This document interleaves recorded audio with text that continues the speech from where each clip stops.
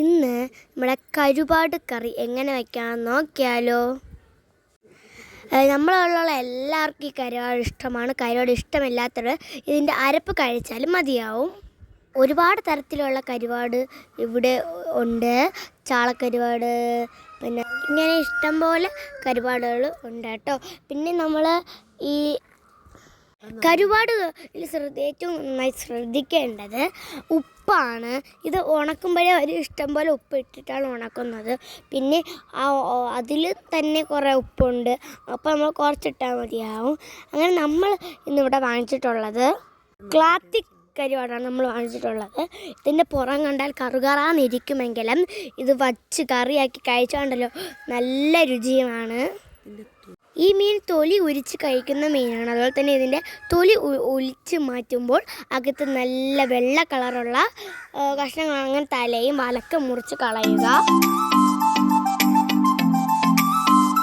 അതിനാവശ്യമായിട്ടുള്ള പച്ച തേങ്ങ കുറച്ചധികം എടുക്കണം. അതിനകത്തോട്ട് കുറച്ച് മഞ്ഞൾപ്പൊടി നമ്മൾ ഇട്ട് കൊടുക്കുക ആവശ്യത്തിന്. പിന്നെ നിങ്ങളെ എരിക്ക് അനുസരിച്ച് പച്ചമുളക് ഇട്ട് കൊടുക്കുക. പിന്നെ ആവശ്യമായിട്ടുള്ളത് കുറച്ച് ചെറിയ ഉള്ളി എടുത്ത് അറുത്ത് ഇട്ട് കൊടുക്കുക. ആറിനെടുക്കണം, കൂടുതലിട്ട് അത്രയും ടേസ്റ്റ് കൂടും. അങ്ങനെ അതും കൂടെ നമ്മൾ ഈ തേങ്ങയ്ക്കകത്ത് ഇട്ട് കൊടുക്കണം. അതും 2-3 കഷ്ണങ്ങളായിട്ട് മുറിച്ചിട്ട് കൊടുത്താൽ മതിയാവും. പിന്നെ പുളി ഇതിൽ കൂടെ അരക്കില്ല, പകരം നമ്മൾ പുളി വെള്ളം ഒഴിച്ചാണ് അരയ്ക്കുന്നത്. അങ്ങനെ പുളി വെള്ളത്തിലിട്ട് വെച്ചിട്ടുണ്ട്. ഇനി നമുക്ക് നേരെ പോയി ഇത് അരച്ച് പേസ്റ്റാക്കി കൊണ്ടുവരാം. അങ്ങനെ എല്ലാം കൂടെ അരച്ച് പേസ്റ്റാക്കി എടുത്തിട്ടുണ്ട്. അങ്ങനെ ഞങ്ങൾ അരപ്പ് ഇവിടെ റെഡിയായി ഇരിപ്പുണ്ട്.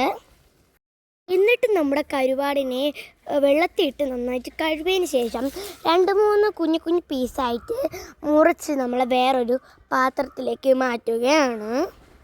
അതിനകത്തോട് നമ്മൾ അരിഞ്ഞ് വെച്ചിരിക്കുന്ന പച്ചക്കറി എന്ന് വെച്ചാൽ മൊന്തങ്കായ, കത്തിരിക്ക, പീണിങ്ങയും അരിഞ്ഞ് കഴുകി വെച്ചതും കൂടെ ചേർത്ത് കൊടുക്കുന്നുണ്ട് നമ്മൾ. എന്നിട്ട് വേണമെങ്കിൽ മാത്രം 1-2 പച്ചമുളക് 2-3 പീസായിട്ട് കീറിയിട്ട് കൊടുക്കുക. ടേസ്റ്റ് കൂടും കേട്ടോ. അങ്ങനെ അതും കൂടെ 2-3 കഷ്ണമായിട്ട് കീറിയിട്ട് കൊടുത്തതിന് ശേഷം നമ്മൾ കറിവേപ്പില കഴുകി കുറച്ച് അങ്ങോട്ട് ഇട്ട് കൊടുക്കുന്നുണ്ട്.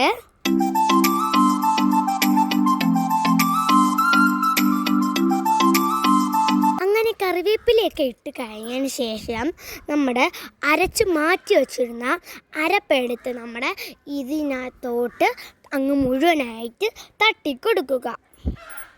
കിണ്ണത്തിലും മിക്സിക്കകത്തും പറ്റി പിടിച്ചിരിക്കുന്നതല്ല, കുറച്ച് വെള്ളം ഒഴിച്ച് കലക്കിട്ട് ഒഴിച്ച് കൊടുക്കാവുന്നതാണ് കേട്ടോ.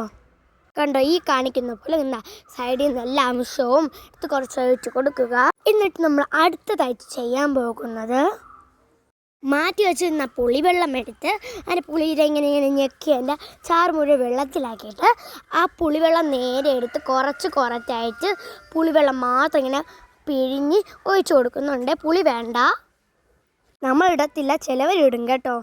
ആവശ്യത്തിന് മാത്രം കുറച്ച് ഉപ്പും കൂടെ ചേർത്ത് കൊടുത്തിട്ട് കൈ വെച്ചതിന് സ്പൂണൊന്നും വേണം, നമ്മളെ കൈ വെച്ചതിന് നന്നായിട്ട് അങ്ങോട്ടും ഇങ്ങനെ മിക്സ് ചെയ്ത് കൊടുക്കുക. നന്നായിട്ട് ഇളക്കണം, എല്ലായിടത്തും അരപ്പ് പിടിക്കാൻ വേണ്ടി നന്നായിട്ട് ഇളക്കിയതിന് ശേഷം നമ്മൾ ഗ്യാസിലോട്ട് കയറ്റി വെച്ച് കൊടുക്കുക. എന്നിട്ട് നന്നായിട്ട് വെട്ടി വെയിറ്റ്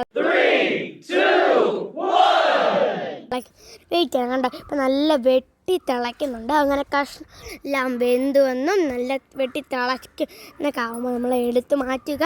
ഇത്രയേ ഉള്ളൂ. വെരി വെരി വെരി സിമ്പിളാണ് നമ്മുടെ ഈ നമ്മളെ കരുവാട് കറി വയ്ക്കാനെന്നുള്ളത്. നമ്മുടെ ഈ നാട്ടിൽ നമ്മൾ ഇങ്ങനെയാണ് വയ്ക്കുന്നത്. പല സ്ഥലങ്ങളിലും പല രീതിയിലാണ് വയ്ക്കുന്നത്. അതൊക്കെ എങ്ങനെയാണെന്ന് നമുക്കറിയില്ല. എന്തായാലും നമ്മുടെ വീട്ടിൽ ഇങ്ങനെയാണ് ഉണ്ടാക്കുന്നത്.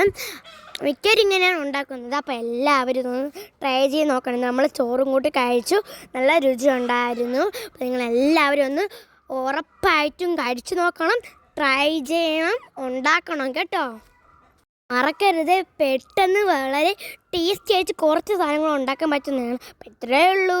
By bye, see you next.